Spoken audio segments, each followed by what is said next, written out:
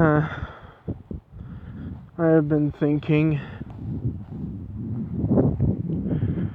I am going to start my job tomorrow. I'm going to go and work at a rec center at the Sonneman Elementary School. Basically their gym. And I'm gonna keep working there until I can find a better entry-level job, because this job that I'm starting tomorrow is just a paid internship.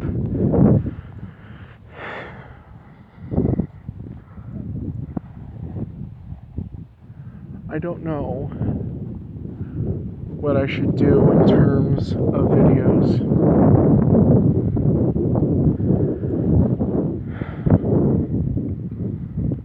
I tried to make a gameplay video. That did not work. The camera sucks. You can barely capture it.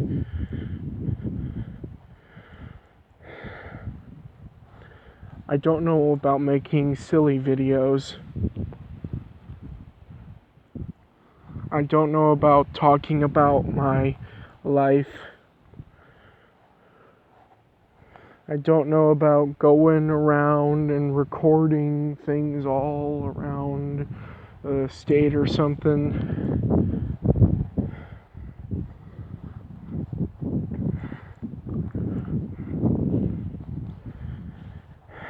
It was just yesterday that me and my family came back home from a trip to Wisconsin Dells, staying at a water park, theme park hybrid called Mount Olympus.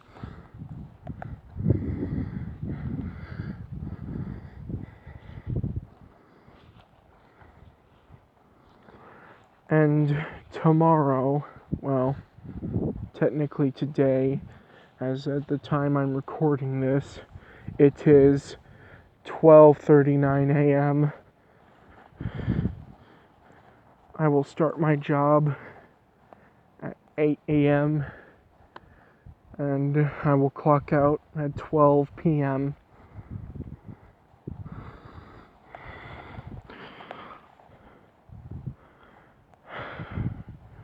To the people who find this video first, I have others.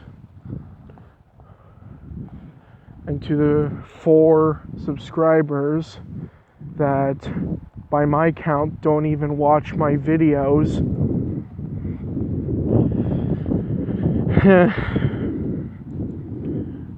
don't expect new videos to come anytime soon.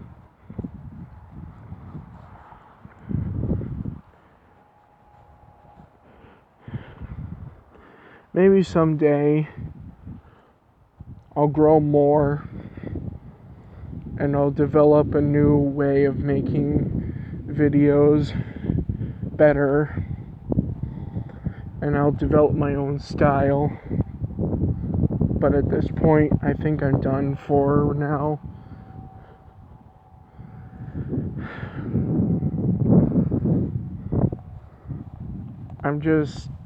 I need to focus more on life. And I can't do that when I feel like I have to make a video of me walking around the same town for the 10,000th time.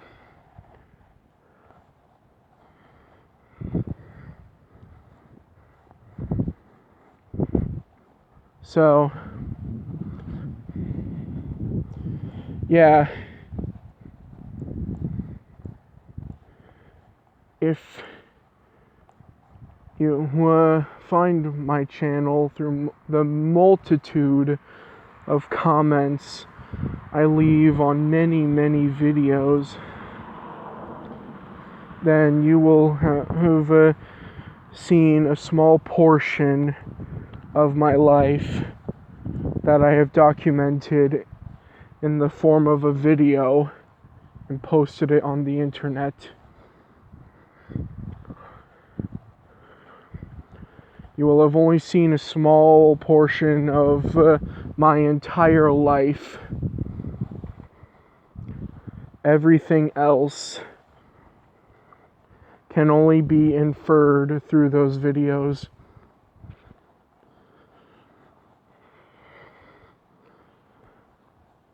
It makes me think, if what you see through my videos is just a small, teensy bit of my life, what more is to other people's lives?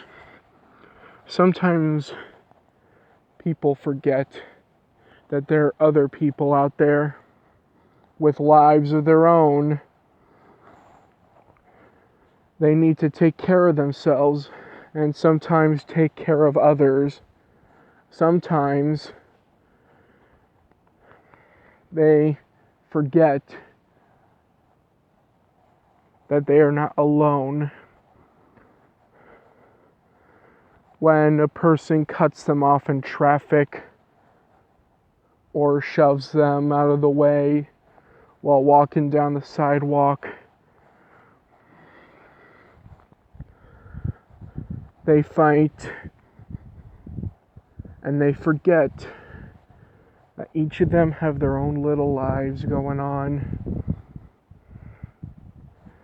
Maybe the person who cut you off needed to get to the hospital really fast.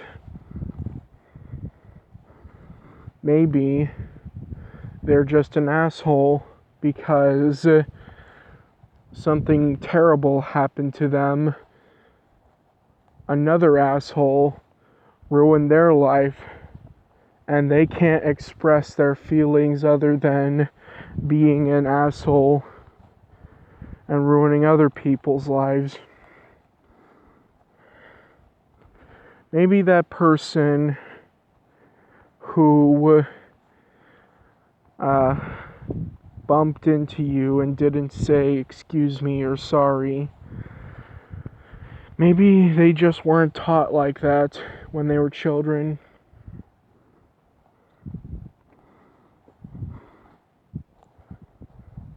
Maybe they were in a hurry. No one truly knows unless you actually talk with them. But it's hard to talk with everybody you meet. And it's hard to remember that everyone else has a life outside your own. And you can't remember that all the time because you also have a life that you're caught up in.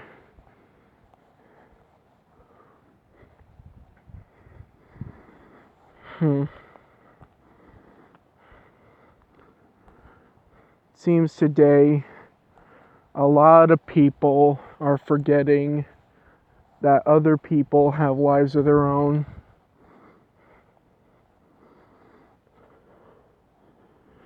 And it also seems that nowadays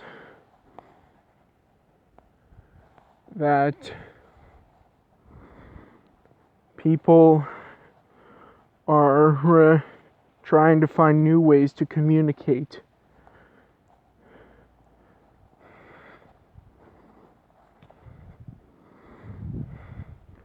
There are children born, and there are people who die every day. Right now, someone's grandmother could be on her deathbed uttering her final words to her children. Right now, there could be a baby that had just been born and taken to the maternity ward where It will then be cleaned up and sent back to the mother. Right now, there are people getting hurt. There are people who are living their lives to the fullest, and people who are wasting away in their own homes.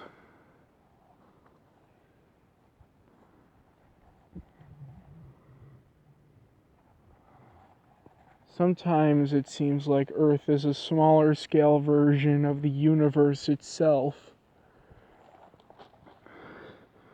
Of course, Earth would be infinitely smaller than the universe, but nevertheless,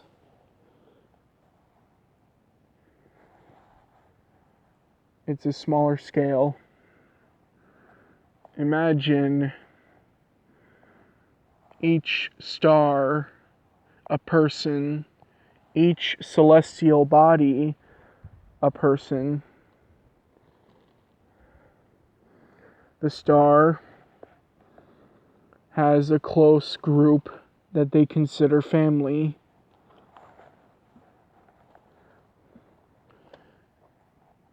And on that in that solar system, in that star's family, each planet also has things on it that it considers friends or family.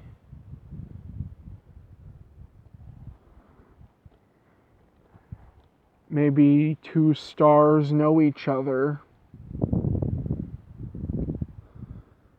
and by proxy, that means that all the planets in each of the stars' solar system know each other.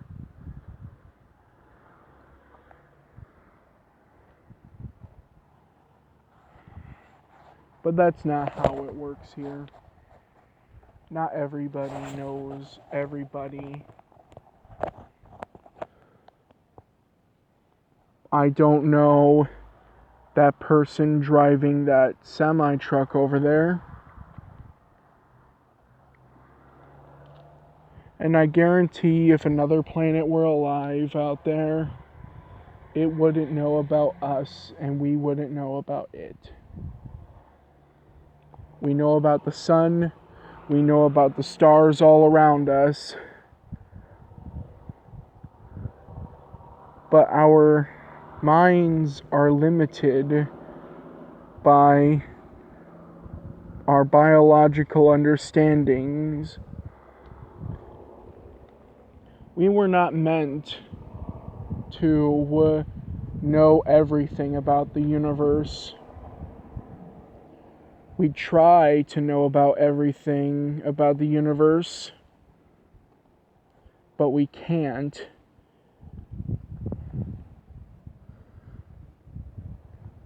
We look up at these stars and we think, oh, that one there, that one has a planet that is habitable.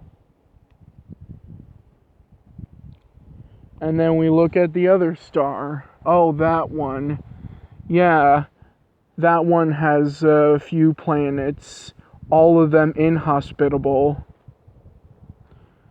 Look at that star.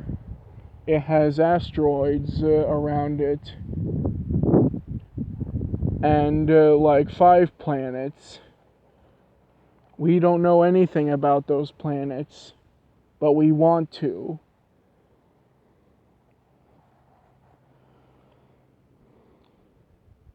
It's not our fault that we want to know about everything.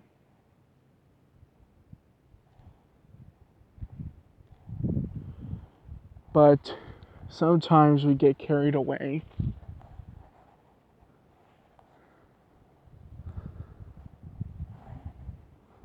Sometimes We think we need to know everything about the entire universe. We need to know as much as possible about what's up there. But we don't. Because that stuff isn't going to affect us until later. We aren't going to need another planet until we do. Me personally, I think it'd take about a few more generations for us to need another planet to live on. And it would take another few generations in order to actually make that planet habitable. Another 100 years on this earth, and we'll need another one to live and sustain ourselves. And another 100 years to make another planet habitable for us. To make another planet with the same things that we need to sustain off of for ourselves. It will, we find a planet, a Goldilocks planet, barren, like a desert. Imagine how long it would take to make the atmosphere correct so that we don't die within stepping foot on there. Imagine how long it would take to make plant life like trees to be able to live in such conditions. Imagine how long it would take for the entire planet to have grass on it, and shrubs, and trees, and bushes. How long would it take before we implant the seed of half of every animal of Earth and grow them in artificial wombs on that planet?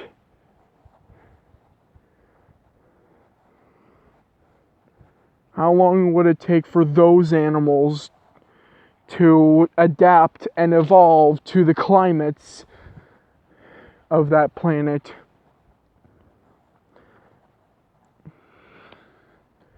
And how long would it take for us to adapt?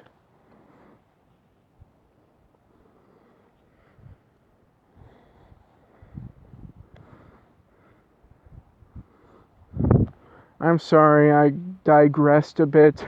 I was talking about how we all have our own lives that we need to live, and I got to space colonization in order to sustain our ever-growing population and our ever-growing curiosity.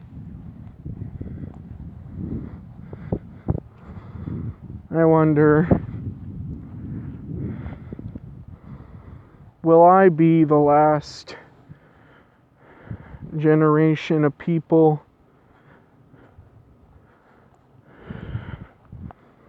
to see the world how it was back then?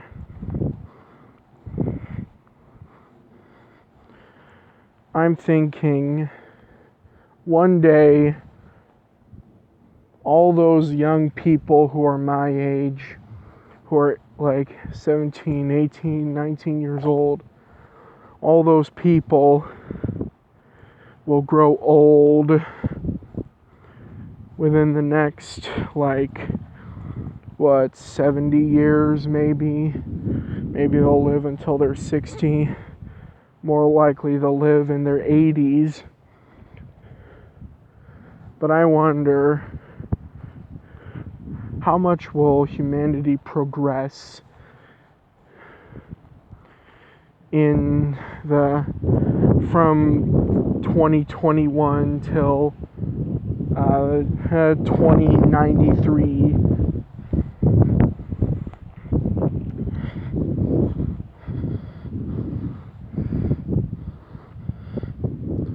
How much will humanity have progressed when they reach the year 2100?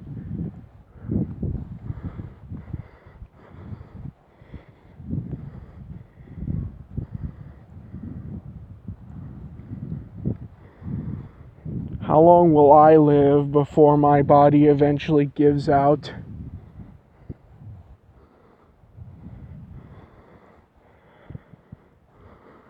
And what kinds of stories will I tell young people when they ask me, what was life like when you were young, when you were my age?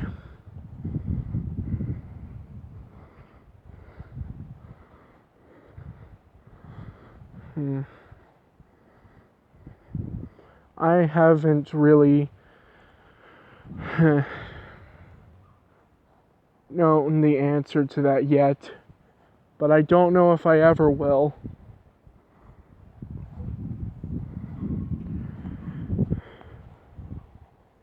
I can hear bats all around me. I can hear their chittering. I can't hear their echolocation though, but I can hear their chittering, the sounds they make when they communicate to each other, when they catch a moth.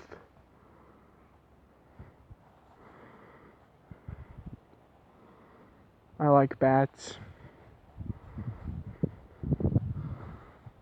A lot of people are scared of them, but I like them. I like all manner of creatures.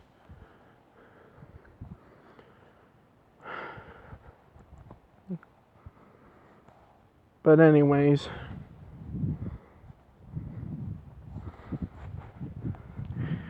I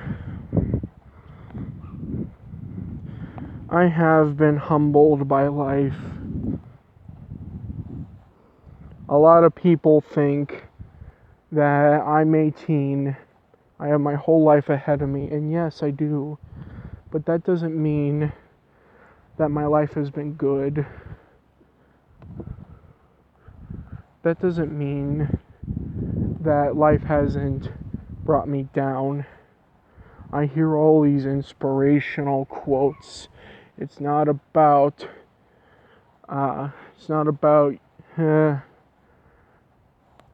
being knocked down. It's about getting back up and blah blah blah, you know. If this person can do so and so, then you can too. Don't give up, blah blah blah, you know. Inspirational quotes like that, I don't like. They're repeated like a record over and over again to give me false hope.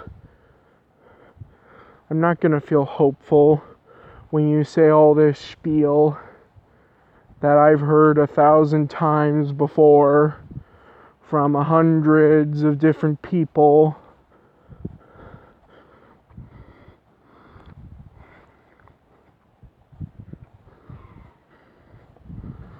I know life has its ups and downs. It's just that sometimes, a lot of the time, the downs feel a lot longer than the ups.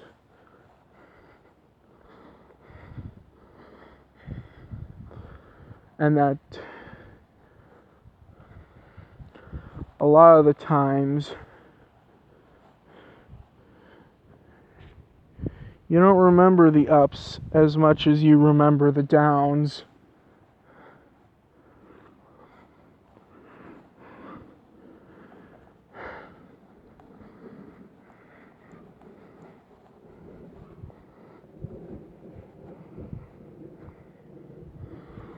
And sometimes when you hit a really, really low.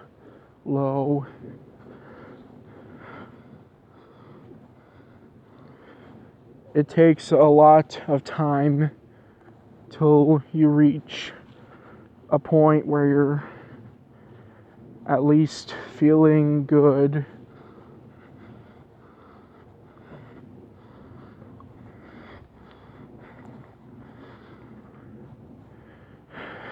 I heard from some people that satisfaction is impossible to attain forever. You can never be permanently satisfied of something. You'll be satisfied with one thing, and then that feeling will go away.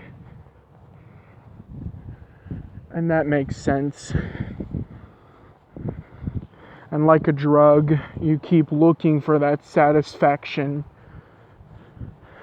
but it doesn't come as strongly as it does the first time.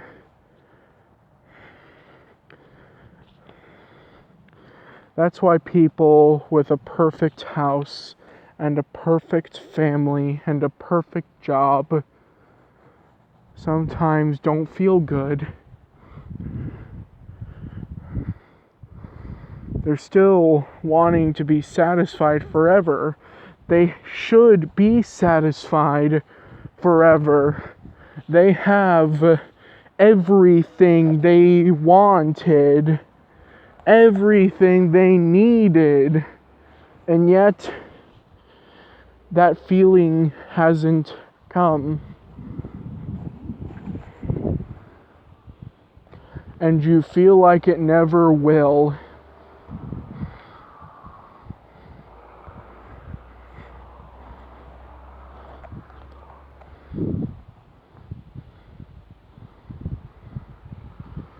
I heard a great quote from someone. Always act disappointed because you're either right or you're pleasantly surprised. But people don't want you to act disappointed, no. They want you to be smiling and happy all the time. They want you to laugh with them. They want you to feel good for them and to feel good about yourself. But sometimes you just can't. Sometimes they can't make you.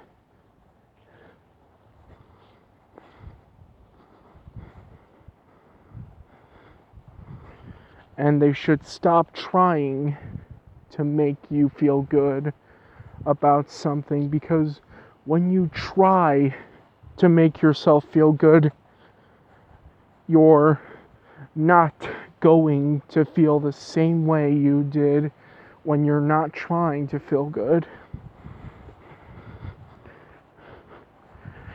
Like a birthday present.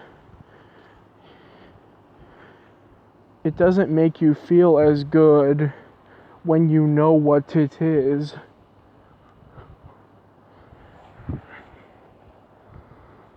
And you're not going to feel good if you get everything you wanted.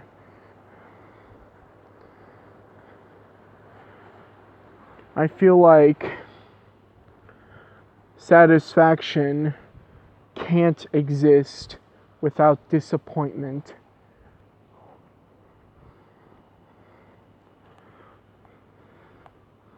That is a good way to live, knowing that if you are never disappointed, if you never feel sad, then what would being happy mean to you?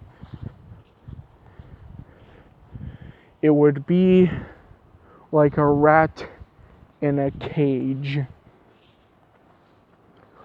circling around that wheel. all your needs are met, and yet you feel like you just need to keep on that wheel.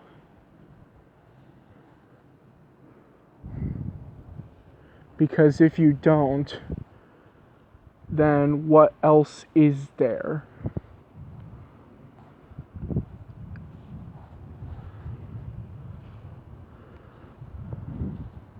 If you never felt bad, then what is the point of feeling good?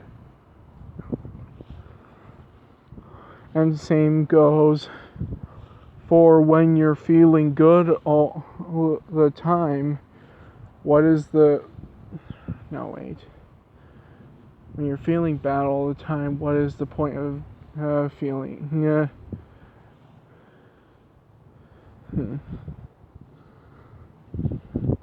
Let me wrap my brain around this for a second. When you're feeling good all the time, what is the point of feeling bad?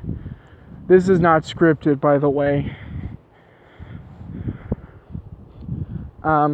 If you're always feeling good, what is the point of feeling bad? If you're feeling bad, what is the point of feeling good?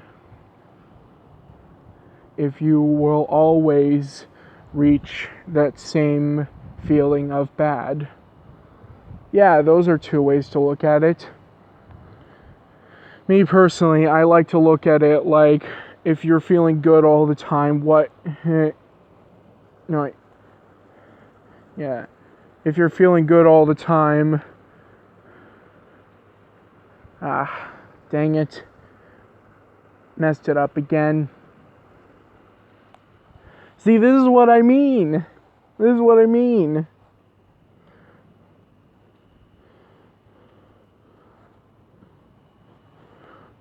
What is the point of feeling good if you never feel bad? That's it. That's how I like that's how I like to see it. What is the point of feeling good if you never feel bad? Yeah, my ADHD riddle brain finally got it.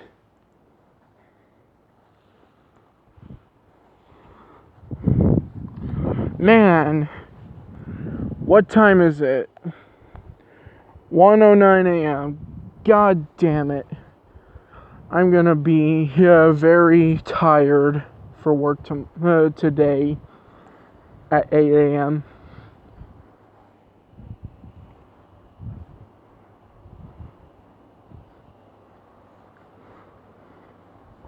But yeah.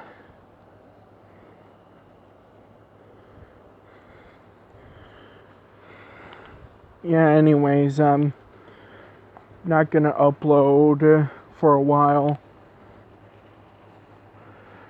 To any person who finds this 30-something long video and has the patience to watch through it all, I thank you for having the patience and time and courtesy to watch me philosophize and such.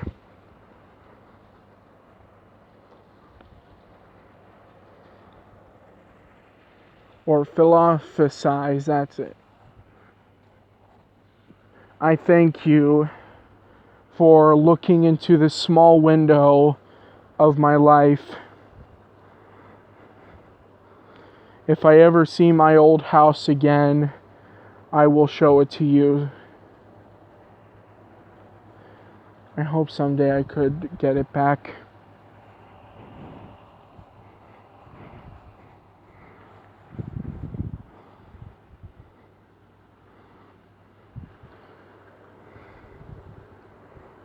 Anyways, bye.